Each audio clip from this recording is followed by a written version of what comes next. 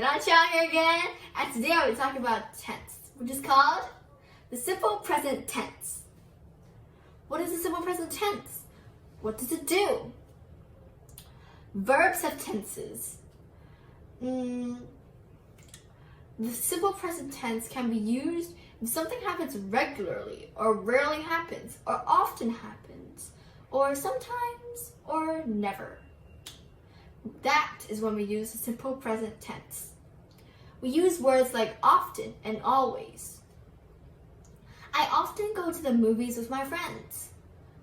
Let me give you two more scenarios. When you are explaining facts or saying stuff such as something you know about or a person or a thing, we use the word likes. Tim likes bananas. The second scenario is when you're talking about verbs such as promise, forgive, and when you're performing the act while you speak.